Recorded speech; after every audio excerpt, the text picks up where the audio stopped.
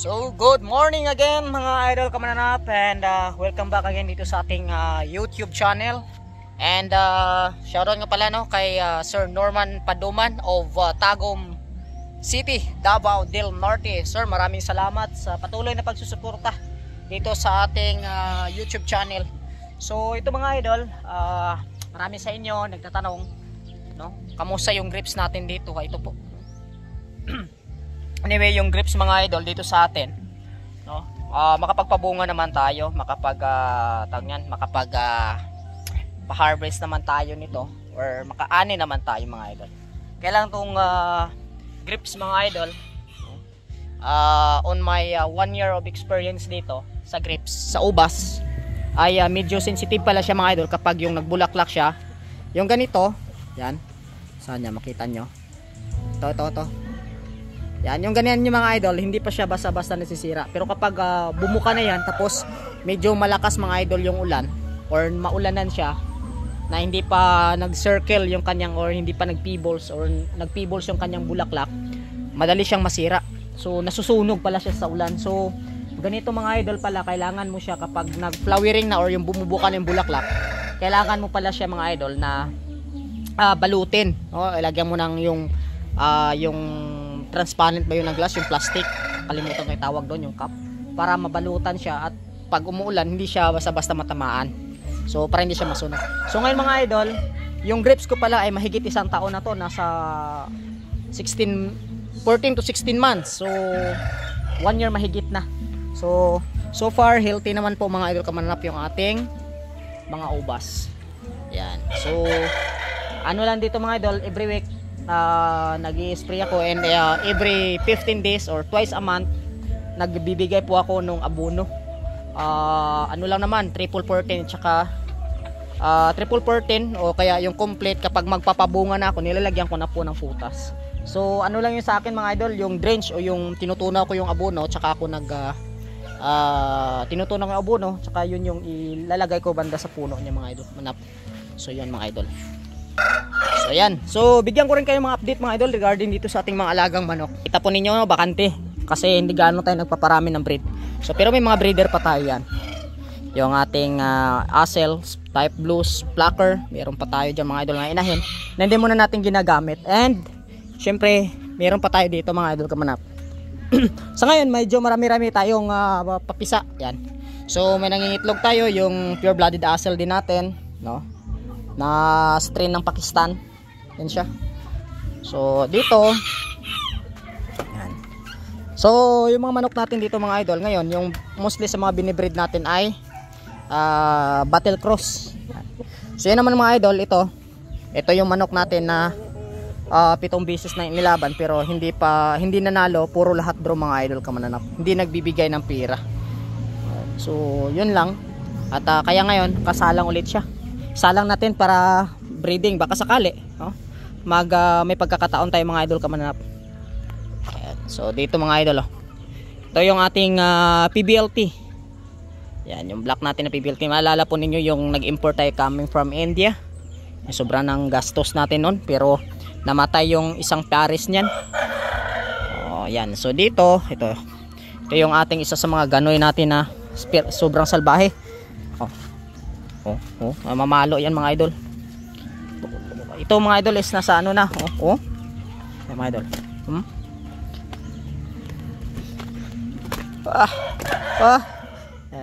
Okay. Tabi. Tama na. Tapos dito mga idol, may naglilimlim tayo. Agay! Duko. May naglilimlim tayo mga idol. Tapos dito. Aray! Naku! Malukong manok. Alis. So, alis. Kita Kasyong. Alis ka dyan.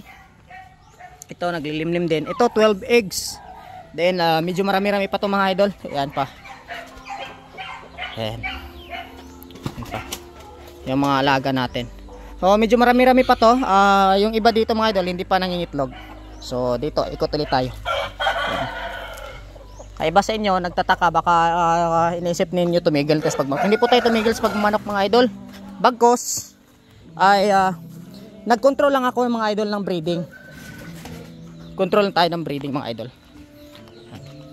Tapos, ito naman yung ating PBLT strain. Ito ay 4 months old na, higit na, magra-running 5 months na.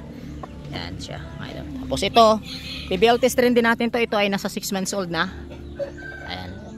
So, mga idol.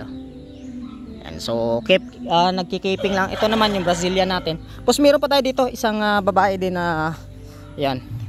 Yan ay nasa 5 months old na rin. Ayan siya. Na PBLT strain. So, dito naman mga idol, bibreed din rin tayo. Dito, ayan. Ito PBLT strain natin mga idol, yung tandang, and then pure blooded Shamo Japanese yung babae. Ayan. Ayan siya. Astig mga idol yung ating PBLT strain, di ba? Ang ganda ng pormahan, tapos talisay. And then sawitin type natin siya ipipla. Siya mga idol kaman.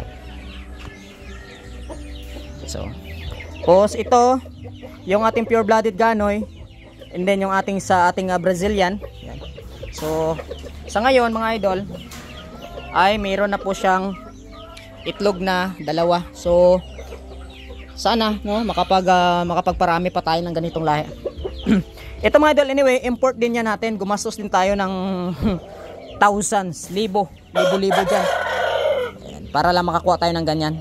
Pero din yung nakuha natin mga idol, kaya lang ang problema, yung lalaki kasi niyan nagkasakit, tinamaan ng halak, hindi ko na pa-recover kasi pati baga. Yun yung problema idol, kapag ang halak ay hindi agad na agapan, tatamaan. Dito mga idol, ito din. Yung tandang din natin dito mga idol ay PBLT strain din. At saka yung babae natin dito, pure blooded Shamo Japanese. So, para to mga idol sa yung mga gusto lang na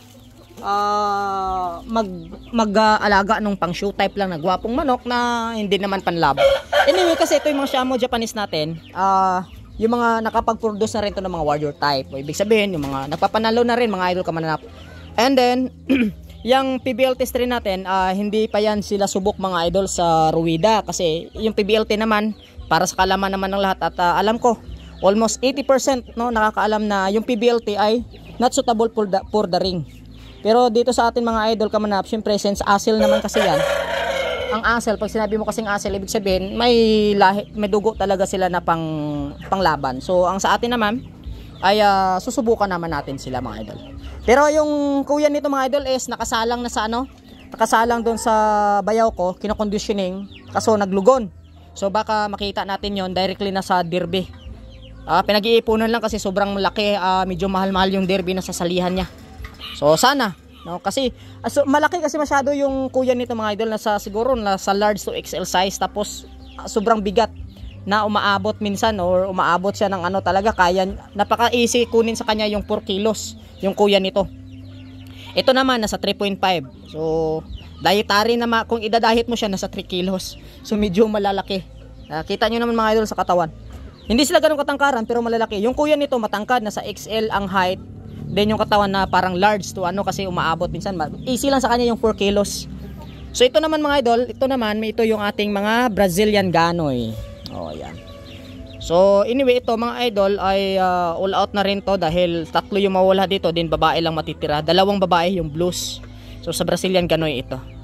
So inaantay ko lang mga idol yung tropa natin, na makalapag mula sa barko para maipa-ship na natin.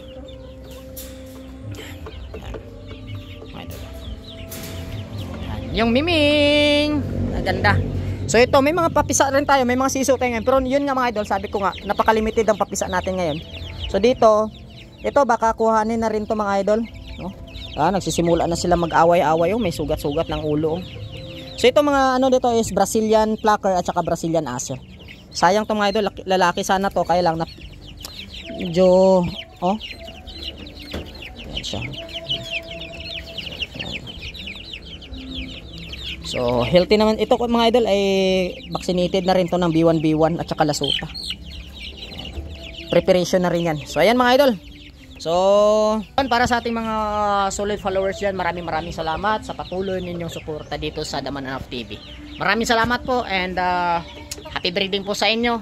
See you on the next vlog, and then sa mga gusto magpa-shoutout dyan, comment below at nang sa ganun, para next upload natin, masisigaw po natin yung pangalan po ninyo. Maraming salamat. God bless everyone. Have a good day.